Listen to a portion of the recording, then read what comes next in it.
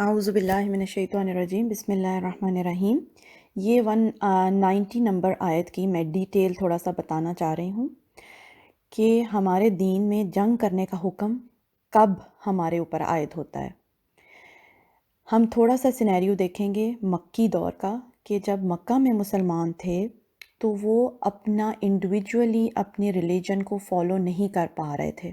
ان پر اتنا ظلم کیا جاتا تھا کہ جو انسان مسلمان ہوتا تھا وہ آزادانہ طور پہ جا کے نماز بھی ادا نہیں کر پاتا تھا۔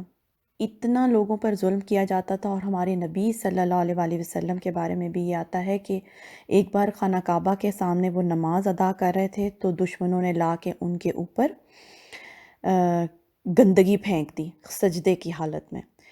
تو اتنا تنگ کرتے تھے کہ نبی صلی اللہ علیہ وسلم پریشان ہو کر ایک بار طائف چلے گئے۔ یہ سب ہم لوگ سیرت میں پڑھتے ہیں، یہ سب واقعات۔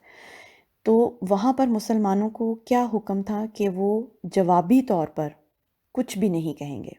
اگر کوئی انہیں مارے گا، تنگ کرے گا، تو مسلمانوں کو کوئی حکم نہیں تھا جنگ کرنے کا، لڑنے کا، دفاع کرنے کا، کیونکہ مسلمان کمزور تھے۔ اس سے یہ پتہ چلتا ہے کہ ہم اکیلے انڈیویجولی اٹھ کے کسی سے جہاد یا لڑائی یا قتال کرنے یا جنگ کرنے نہیں جا سکتے۔ اس کے لیے مسلمانوں کو مضبوط ہونا ضروری ہے، پوری کمیونٹی کو آپ کے ساتھ ہونا ضروری ہے، اور پھر آپ کو یہ دیکھا جائے گا کہ آپ نے اپنی ذات کے لیے جنگ نہیں کرنی، اپنی کسی دنیاوی مقصد کے لیے جنگ نہیں کرنی۔ صرف جنگ کا مقصد کیا ہوگا؟ اللہ کے دین کو بلند کرنا، اور وہ بھی اس صورت میں جب آپ کو اتنا تنگ کیا جا رہا ہے اور آپ پر زیادتی اور ظلم کیا جا رہا ہے کہ آپ کو پریکٹس نہیں کرنے دیا جا رہا، تو پھر آپ اس صورت میں جنگ کر سکتے ہیں۔ اس کی بہت آسان مثال بچوں کے لیے، ینگ جنریشن کے لیے، کہ جیسے ہم یہاں ویسٹ میں اب رہتے ہیں، اب الحمدللہ اس طرح کا کوئی مسئلہ نہیں ہے۔ اگر ہم یہاں پر رہتے ہوئے اپنے ریلیجن کو پریکٹس نہ کر سکیں، ہمیں آزادی سے مساجد میں جانے سے روکا جائے، یا یہاں کے لوگ ہمیں اتنا تنگ کریں کہ ہم نماز بھی نہ پڑھ سکیں، اپنی بیسک جو ہماری اسلام کی تعلیمات ہیں ان پر عمل نہ کر سکیں، یعنی میں اگر یہاں مجھے نماز پڑھنے سے روکا جائے اور مجھے تنگ کیا جائے، تو پھر میں کیا کروں گی؟ میں ان سے لڑوں گی نہیں، میں یہ جگہ چھوڑ کر پہلے چلی جاؤں گی۔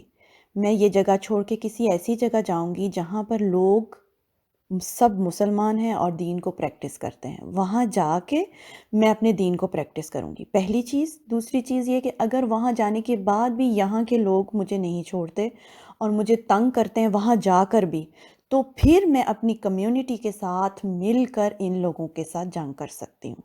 یہی سینیریو تھا جب مسلمانوں کو مکہ میں بہت تنگ کیا گیا، تو اللہ تعالیٰ نے حکم دیا کہ وہ جگہ چھوڑ کر وہ لوگ چلے جائیں۔ تو مسلمان ہجرت کر کے مدینہ میں چلے گئے۔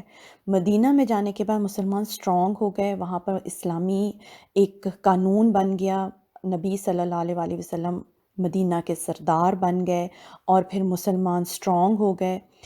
پھر بھی جنگ کا حکم نہیں تھا۔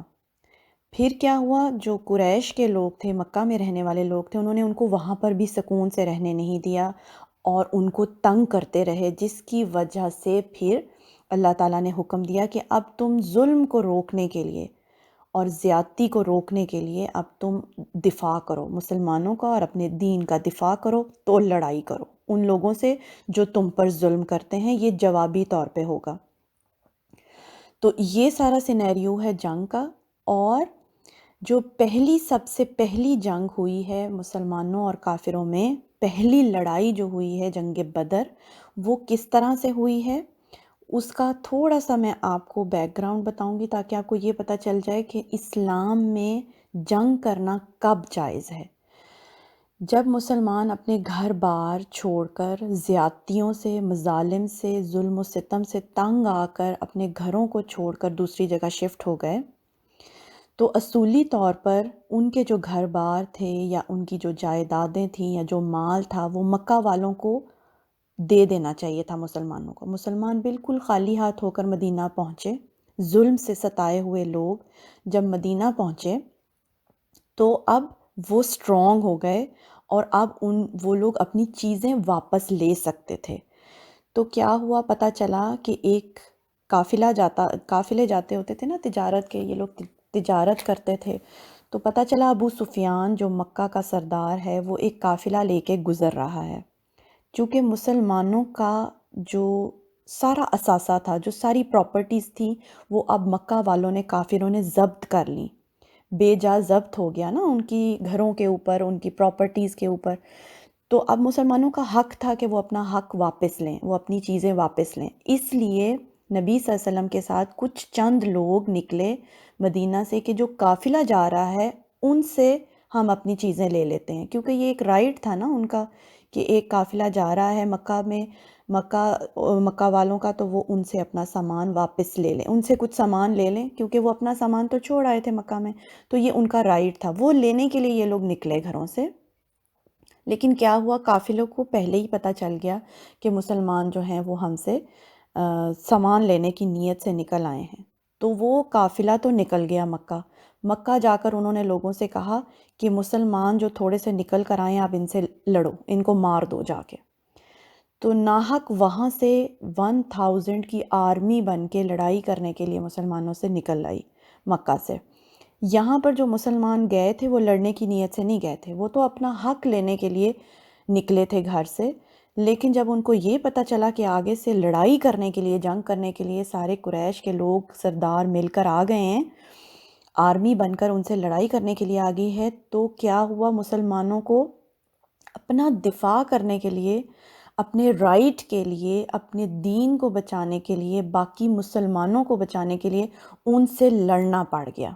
یہ تھی وہ پہلی جنگ جو مسلمانوں نے کافروں کے ساتھ لڑی، اس کا یہ بیک گراؤنڈ تھا۔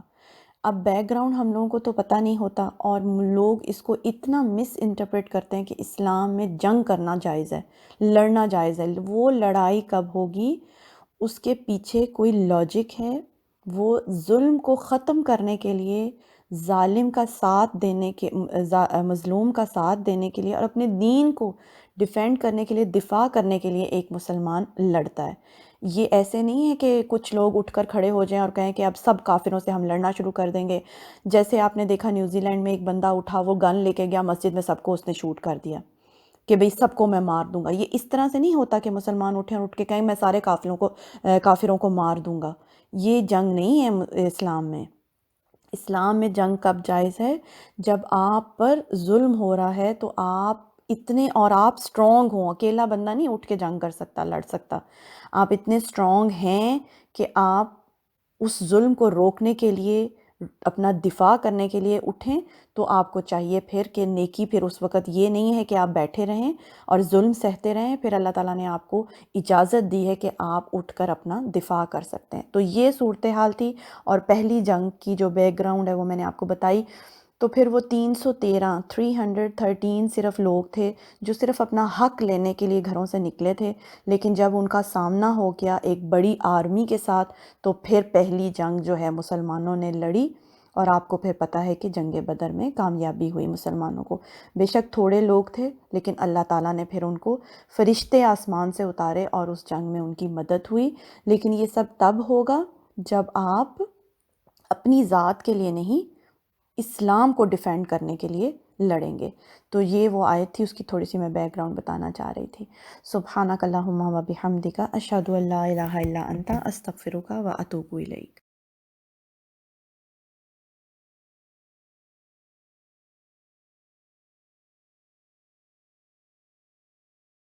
اعوذ باللہ من الشیطان الرجیم، بسم اللہ الرحمن الرحیم۔ آج ہم پڑھیں گے آیت 190۔ یہ بہت اہم آیت ہے، کیونکہ اس طرح کی جو آیات ہیں جنگ کرنے سے متعلق، ان کو بہت زیادہ مس انٹرپریٹ کیا جاتا ہے، مسلمانوں کے خلاف کہا جاتا ہے کہ قرآن میں مسلمانوں کے ریلیجن میں جنگ کرنے کا حکم ہے، لڑنے کا حکم ہے۔ تو ہم لوگوں کی، مسلمانوں کی ایک بہت بڑی کوتاہی ہے کہ نہ ہم اپنے احکامات کو صحیح طریقے کے ساتھ سمجھتے ہیں، نہ قرآن کو سمجھتے ہیں۔ تو اس کا نقصان یہ ہوتا ہے کہ نہ ہمیں اپنے مذہب کا دفاع کرنا آتا ہے، نہ ہمیں اصلاح کرنی آتی ہے، کیونکہ ہم خود ہی، ہمارے کانسیپٹس کلیئر نہیں ہوتے ہیں۔ تو جنگ اور لڑنے سے متعلق قرآن کا کیا کانسیپٹ ہے، اس کو ہم بہت اچھے طریقے کے ساتھ سمجھیں گے۔ 5 منٹس میں بالکل سمری کروں گی، لیکن ساتھ میں ایک ڈیٹیل آڈیو بھی بھیجوں گی، تو جو لوگ اس کو صحیح طریقے کے ساتھ سمجھنا چاہتے ہیں ان کو میرا مشورہ ہے کہ وہ ڈیٹیل آڈیو بھی سنیں، تاکہ ہمیں صحیح طریقے کے ساتھ اس حکم کی سمجھ میں آئے۔ تو اصل میں یہ جو پیچھے ہم نے 177 آیت پڑھی تھی، اس میں بتایا گیا تھا نیکی کی اقسام کیا کیا ہیں۔ اگر ہم نیک بننا چاہتے ہیں تو ہمیں کیا کیا کچھ کرنا ہوگا، تو یہ سب اسی کی کنٹینویشن ہے۔ نیکی کیا ہے؟ اپنے دین کو، ریلیجن کو ڈیفینڈ کرنا بھی نیکی ہے۔ یعنی مومن دین کے احکامات پر جہاں عمل کرتا ہے، روزہ رکھتا ہے، قصاص کرواتا ہے، اس ظلم کے خلاف بولتا ہے، وہاں پر پھر اس کو دین کا مجاہد بھی بننا ہے، اس کو اپنے ریلیجن کو اور اسلام کو ڈیفینڈ کرنا ہے۔ اس میں آپ دیکھیں کہ جب مکہ میں نماز پڑھنی بھی مشکل تھی، لوگ آزاد ہو کر اپنے ریلیجن کو فالو نہیں کر سکتے تھے، ان کو نماز پڑھنی بھی مشکل تھی مکہ میں، تو وہاں پر کیا کہا گیا؟ کوئی لڑائی نہیں کرنی، کوئی جنگ نہیں کرنی، کچھ نہیں کہنا، اپنے ہاتھوں کو روک کر رکھنا ہے، صبر کرنا ہے۔ لیکن پھر کیا ہوا؟ جب مدینہ میں چلے گئے مسلمان اور لوگوں نے جو قریش کے لوگ تھے، جو مکہ کے لوگ تھے، انہوں نے ان کا پیچھا نہیں چھوڑا، ان کو وہاں مدینہ میں جا کر بھی تنگ کرتے رہے، ان کو ریلیجن پریکٹس نہیں کرنے دیتے تھے، تو وہاں پر پھر اللہ نے پہلی بار حکم دیا کہ اب آپ اپنے آپ کو ڈیفینڈ کرو، اپنے ریلیجن کو ڈیفینڈ کرو، دفاع کرو، اور اب تمہیں اجازت ہے کہ اگر کوئی تم سے لڑنے کے لیے آئے، تم پر ظلم کرے، تو تم اپنے ظلم کا بدلہ اب لڑ کر لو۔ یہ اصل میں ہمارے دین میں جنگ کرنے کا جو حکم ہے وہ کب ہے؟ جب تم پر اتنا ظلم کیا جائے کہ تم آزاد طور پر اپنا ریلیجن پریکٹس نہ کر سکو، اور جب کوئی تمہارے سے لڑنے کے لیے آئے تو پھر کیا کرو؟ لڑو ان سے۔ یہ اصل میں موٹیو ہے جنگ کے پیچھے مسلمانوں کا۔ تو جنگ کا اصل مقصد کیا ہوتا ہے؟ لڑنے کا اصل مقصد کیا ہے؟ اللہ تعالیٰ کے لیے، فی سبیل اللہ، نہ اپنے لیے، نہ اپنی ذات کے لیے، نہ کسی دنیا کے مقصد کے لیے لڑائی کرنی ہے، اپنے دین کو ڈیفینڈ کرنے کے لیے۔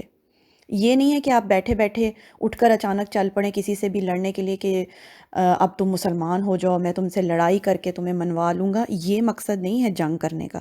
جنگ کا مقصد یہ ہے کہ اگر تم پر ظلم ہو رہا ہے، اور ظلم کیوں ہو رہا ہے؟ کیونکہ تم اپنے دین کو پریکٹس کر رہے ہو اور تمہیں کرنے نہیں دیا جا رہا، تو پھر تم اپنے اوپر زیادتی نہیں ہونے دو گے، تم اس کا بدلہ لو گے، تم پھر لڑو گے ان سے۔ تو جنگ کرنے کے بھی بہت سارے اخلاق ہیں جو ہمیں ہمارا دین سکھاتا ہے، کہ اگر لڑنے چلے بھی گئے ہو کسی سے جوابی طور پر، تو اس میں بھی آپ کو زیادتی نہیں کرنی دشمن کے اوپر، دشمن کو دھوکہ نہیں دینا، خیانت نہیں کرنی، لیڈیز اور بچوں کو تنگ نہیں کرنا، معذور لوگوں کو تنگ نہیں کرنا، اور جنگی بہت ساری اخلاقیات ہیں جو نبی صلی اللہ علیہ وسلم نے ہمیں سکھائی ہیں، کہ جب تم کسی سے لڑنے کے لیے جاؤ گے تو ان پر زیادتی نہیں کرنی، بس آپ نے اپنا ڈیفینڈ کرنا ہے، اپنے آپ کو، اپنے دین کو ڈیفینڈ کرنے کے لیے دین میں جنگ کرنے کی اجازت ہوتی ہے۔ اور وہ اس آیت میں اب بتایا جا رہا ہے۔ پہلی بار مدینہ جانے کے بعد یہ آیت نازل ہوئی کہ وَقَاتِلُوا فِي سَبِيلِ اللَّهِ، کہ اب تم جنگ کر سکتے ہو اللہ کے راستے میں، الَّذِينَ يُقَاتِلُونَكُمْ، مگر ان لوگوں سے جو تم سے لڑتے ہیں، جو تم سے لڑائی کرتے ہیں، ان سے اب تم بدلہ لو، وَلَا تَعْتَدُوا، لیکن یاد رکھو کہ حد سے نہیں گزرنا۔ ان اللہ لا یحب المعتدین، اللہ تعالیٰ حد سے گزرنے والوں سے محبت نہیں کرتا۔ یعنی اگر تم ڈیفینڈ بھی کرنے جا رہے ہو تو بہت ساری چیزیں ہیں جن کا تمہیں خیال رکھنا ہے، تمہیں حد نہیں کراس کرنی۔ تو یہ بتایا جا رہا ہے، چونکہ ٹائم ختم ہو گیا تو میں یہاں پر اس کو مکمل کر دیتی ہوں، مگر اس کی ڈیٹیل آپ ضرور سنیے۔ سبحانک اللہم و بحمدک، اشہد ان لا الہ الا انت، استغفرک و اتوب الیک۔